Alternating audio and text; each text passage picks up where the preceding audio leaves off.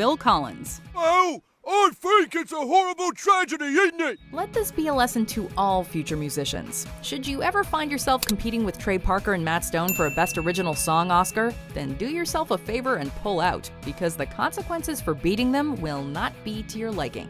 Genesis singer Phil Collins learned this the hard way after You'll Be in My Heart won over Blame Canada at the 2000 Academy Awards. You'll be inside of me, deep inside of me. As revenge, the creators had Collins make an appearance in South Park, where he was depicted as a boring singer that's constantly clutching his Oscar, which was later shoved where the sun don't shine. Lovely. Put me down, you filthy bastards! Oh! Number 19, Bono. Hello everyone, I am Bono. Apparently, Bono is not just the lead singer of U2, he's also an actual, literal piece of crap. When Randy Marsh takes a record-setting crap, he steals the title away from, you guessed it, Bono, who is none too pleased, let us tell you. He can't beat my 9.5 Turks. Well, he's going to try. Fine, but he has to take the crap in front of you in Zurich. But then it's revealed that Bono hadn't previously taken the world's biggest crap. He is the world's biggest crap. The second talking piece of poo in the South Park universe, but the first to take the form of a human. Somebody's been keeping it a secret. Bono was never the record holder. He's the record. According to the show, it's his status as a hunk of excrement that explains why Bono can do so much good in the world yet still appear like a huge turd. Bono could not be reached for comment as he is currently in Africa helping the needy.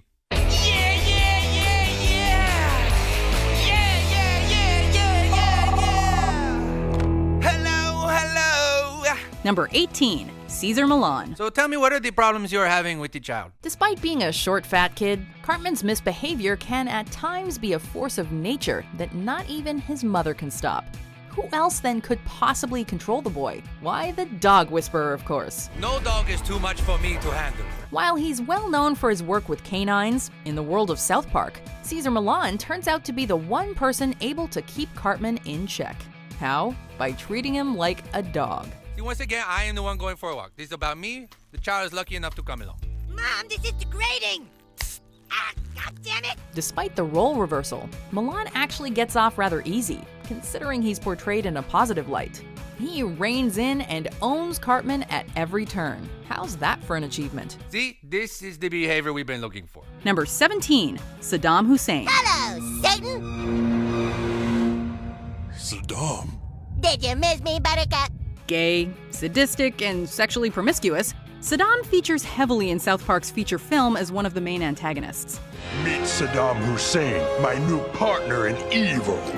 The former president of Iraq is given a whiny, high-pitched voice, as well as the typical split head appearance usually saved for Canadian characters. Saddam Hussein, the Iraqi dictator? Hey, relax, guy. I'm just your average Joe. Take a rest. His first appearance saw him try to take over Canada, but a mass fart killed him. They're using chemical warfare. How could they? This sent him to hell, where he presumably began his romantic relationship with Satan. What's it like up on Earth, Saddam? Tell me about it again. Ah, let's not talk. Let's get busy. All in all, his was a fitting reimagination of one of the most hated men of the 21st century. Well, fitting for South Park in any case. Number 16, Bill Donahue. Where is the rabbit? Is it any surprise that South Park decided to rip the president of the Catholic League to pieces? You asked for the help of the American Catholic League. Let us do our job. In order to maintain the secret that St. Peter was actually a rabbit, Donahue proceeds to murder and torture anyone who speaks out, spouting that it's all in the name of God. By the episode's end, he has a complete meltdown and overthrows the Pope. Enough of this blasphemy! I'm the Pope now! That means I am the voice of God! Planning to kill anyone who's in his way. Luckily, Jesus shows up in the nick of time and puts an end to Donahue's tyranny. Number 15, Tom Cruise. So you're not the prophet, huh? You made me look stupid. I'm gonna sue you too. Well, fine. Go ahead and sue me. I will. I'll sue you in England. All aspects of Cruz's controversial personality and lifestyle are heavily parodied in the classic and controversial episode Trapped in the Closet. The frozen alien bodies were loaded onto Xenu's galactic cruisers, which look like DC-8s, except with rocket engines. When he's led to believe that Stan is the reincarnation of Scientology founder L. Ron Hubbard, Cruz sycophantically seeks his approval. Elron? Elron! It really is you! Oh, this is the greatest day of my life. Aw, dude, I need to go to bed. He's utterly devastated when Stan admits he's not as good an actor as some others in Hollywood. So he barricades himself away and waits for various celebs to attempt to lure him out of the literal closet. Tom? Tom, it's Nicole. Hi, Nicole. Tom, don't you think this has gone on long enough? It's time for you to come out of the closet.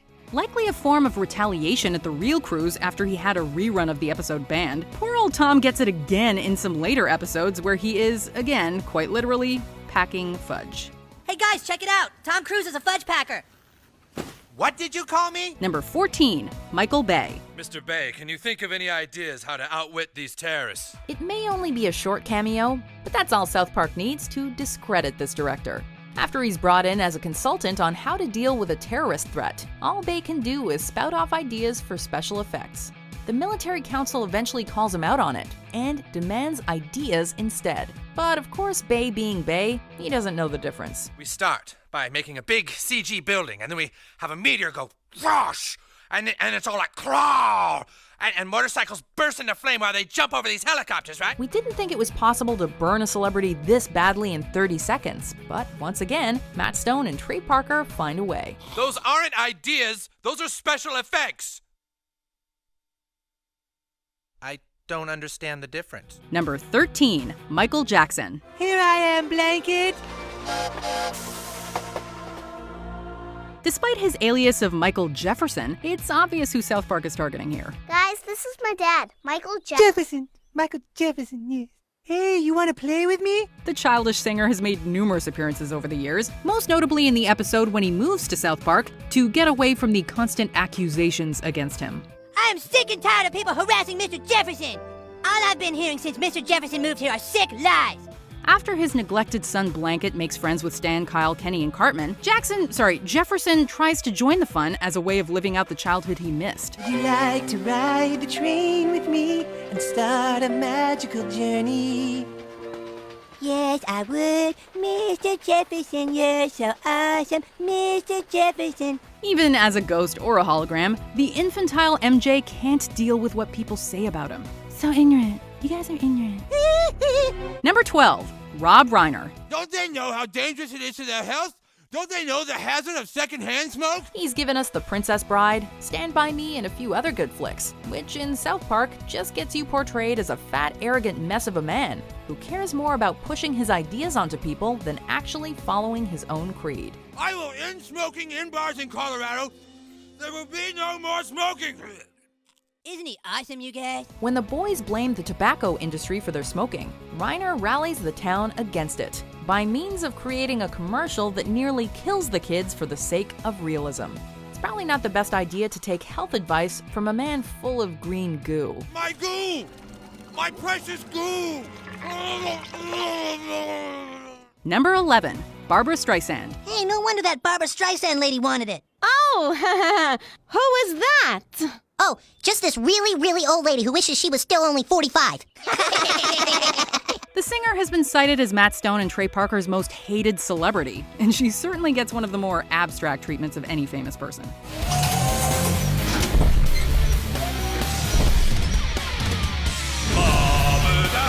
Depicted as Mecha Streisand, she destroys South Park after obtaining an ancient artifact from the boys by torturing them with her singing. I don't know how much more I can take, dude. All right, you asked for it. I'm gonna tell you now. It takes the likes of Leonard Maltin, Sidney Poitier, and Robert Smith of The Cure to eventually destroy her with their kaiju transformation abilities. But Tom Cruise and his fellow pissed-off celebrities later revive her. Great Scott! It's Barbara Streisand! I thought Barbara Streisand had been destroyed by the Roberts Smiths. This time, only a duet with Neil Diamond can mollify the gargantuan robotic musical diva. Well, that's because I loved you, girl. And I still love you now. What have you got to say? Number 10, John Edward. I'm not a douche. What if I really believe dead people talk to me? then you're a stupid douche. In what has to be one of the most scathing renditions of a celebrity ever animated, Stan summarizes why this TV psychic is the ultimate douchebag. I'm saying this to you, John Edward. You are a liar, you are a fake, and you are the biggest douche ever. He's immediately shown to be fake, but the show goes to great lengths to explain how his supposed communication with the dead is extremely harmful, not only for the grieving individuals who are suckered into his con, but also for humanity as a whole. You aren't just lying, you're slowing down the progress of all mankind, you douche. Douche! As a person, Edward is shown to be insecure, self-absorbed, and yeah, just a total douche. Now, come on now! Here he is, the biggest douche of the universe. Number 9. Al Gore. And someday, when the world is rid of Man-Bear-Pig, everyone will say, "Thank you, Al Gore. You're super awesome." Excelsior! Poor Al has done a lot of good in his career, but if that were to stop Matt Stone and Trey Parker from mocking the former vice president, what kind of satirists would they be? This is the end of you, Man-Bear-Pig. Depicted as unstable and almost insane when it comes to his search for the imaginary man-bear-pig, Gore is sometimes seen wearing a cape while running around pretending to fly. I've killed MVP, and now I must save the world from something else. Maybe I'll make a movie. A movie starring me. Then people will take me super serial. Excelsior! Speaking in an effeminate manner, Gore is perfectly detached from reality, living in a world where an animal can be half man, half bear, and half pig all at the same time. It is a creature which roams the earth alone. It is half man, half bear, and half pig. Number 8. James Cameron. This is it. Throttle down! He's directed some of the most successful movies of all time, set a record by traveling deeper into the Mariana Trench than anyone else, and has one hell of a catchy theme song. His name is James Cameron, the bravest pioneer. No budget too steep, no sea too deep. Who's that? It's him, James Cameron. On a mission to raise the bar of humanity, which dropped to new lows after we accepted Honey Boo Boo, Cameron once again descends into the darkness of the ocean, encountering Randy Newman along the way. I've been diving in the deep and I'm feeling so cheap. While everyone else seems bored of his exploits, we can't get enough of them. Oh, and congrats on being the only Canadian in South Park who doesn't look like, well, every other Canadian. James Cameron does what James Cameron does because James Cameron is James Cameron. Number 7. Paris Hilton. What does she do? She's super rich. But what does she do? She's totally spoiled and snobby. What does she do? She's a whore. Hilton is perhaps the definition of a celebrity. She's only really famous for being famous, and the South Park creators really let her have it. First off, the hotel heiress is depicted as having more than a few sexual partners. Sorry if I'm a little spent. I did a whole lot of partying last night with a lot of different guys. Then, all of her previous pets have committed suicide, so she buys Butters and stuffs him into a bear suit as her next victim. My sort of girlfriend dressed me up like this. Your girlfriend? There you are, Mr. Biggles. Oh, I thought I'd lost you. Promise you'll never leave me. To top it off, she enters a whore-off with Mr. Slave, which ends with the wonky-eyed heiress being inserted, well, inside him. It's harsh, but in the South Park world, perhaps that's a fitting end for Paris. My God, it's so gross. Let me out of here. Number 6. Cait Jenner. I'm not going to apologize for saying Cait Jenner isn't a hero. Her transition from man to woman caused a media storm, so of course South Park was going to take a stab at her. Contradicting popular opinion, Kyle states that coming out as transgender doesn't make her a hero, and that she's getting caught up in her own publicity. I thought we were all on board that Cait Jenner is an amazing, beautiful woman who had the exquisite bravery of a butterfly flying against the wind. As if that weren't bad enough, she goes on to become the Vice President of the United States after running alongside Donald Trump, we mean Mr. Garrison. Given her new position of power, we're sure to see much more of her wacky antics in the years to come. Buckle up, buckaroo! Number 5. Russell Crowe. Born in New Zealand in '64, a hot-headed actor named Russell Crowe. He loves to act, but he loves one thing more: fighting round the world. This Australian actor aptly has a show called Russell Crowe Fightin' Around the World, and that title really says it all. Fighting round the world. Russell Crowe. Crowe randomly beats people up who are even slightly critical about his work, and even a few who aren't, to be honest. Dude, the director said to cut it. My fighting is poetry. You don't edit Russell Crowe's poetry, you testicle! Along with his good friend Tugger, a boat, the incredibly offensive Australian beats up folks that he calls Chinamen, black people, and scrotums. Oh my god, it's Russell Crowe! Oh my god! Why don't you mind your own business, you scrotum? Perhaps worst of all, he even beats up a cancer patient in a misguided attempt to fight cancer itself. Even poor Tugger grows tired of Crowe's antics in the end. Take your love, I gotta take it. Number 4, R. Kelly. I was just standing here, and Tom Cruise locked himself in the closet. And I asked myself, why won't Tom Cruise just come out the closet? This is another quick cameo, but one that blends so well with the episode's hilarious premise that we couldn't bring ourselves to not include it. With Tom Cruise refusing to come out of the closet, literally of course, the police get this R&B singer to try and persuade him. And I calm myself down, and I pull out my gun. Oh, Jesus. In a callback to Kelly's infamous opera Trapped in the Closet, he tries to serenade Cruz to come out, only to end up locked up with him. And all this just adds another layer of crazy to this episode. How big is that closet anyway? Now I'm in the closet. Now I'm in the closet too. Number 3, Mel Gibson. How dare you call me crazy? This means war! He's totally insane and one of the few South Park characters to have his real face used for his parody. Jesus, oh how I love you, Jesus! When Stan and Kenny travel to Gibson's house to get their money back for the Passion of the Christ, he promptly strips off and asks the boys to torture him, as you do. Ha! So you do intend to torture me, huh? Well, go ahead. Do your worst. You still won't get your ticket money back. I can take whatever you can dish out. Now, with the Braveheart blue face paint, Gibson chases the boys back to South Park, where he insists that the whole town torture him. I guess now you're gonna start torturing me. Ah! Oh, my nipples are so tender, don't squeeze them anymore. That's Mel Gibson. And to think, this episode actually came out 2 years before Gibson's reputation went down the tubes. Number 2, Lord. Randy Marsh is Lord.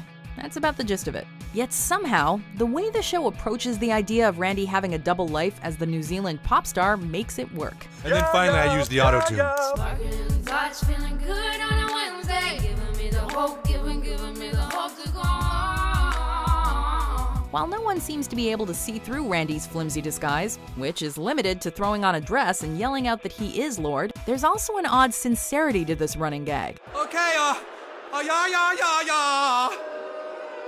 Aside from the obvious joke of having Stan's dad pose as a young female singer, the way the character speaks so highly of her kind of makes us want Randy and Lord to be the same person.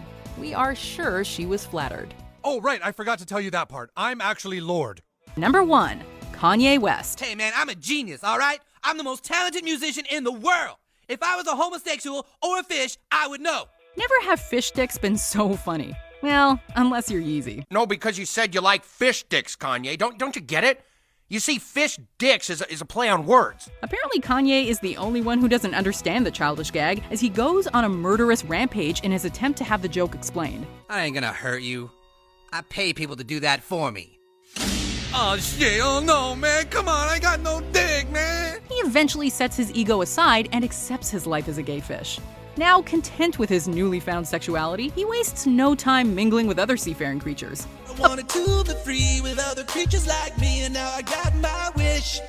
Cause I know that I'm a gay fish. Of course, he eventually reforms and instead decides to marry a hobbit. If she was here, you could all see for yourself how beautiful she is. But she can't be here because she has a movie coming out on Friday, directed by Peter Jackson, called The Hobbit. This depiction perfectly captures the rapper's egotistical nature while throwing in just enough trademark South Park randomness to make this the ultimate celebrity send-up. My girl ain't no hobbit. Please God tell me I'm not engaged to no hobbit.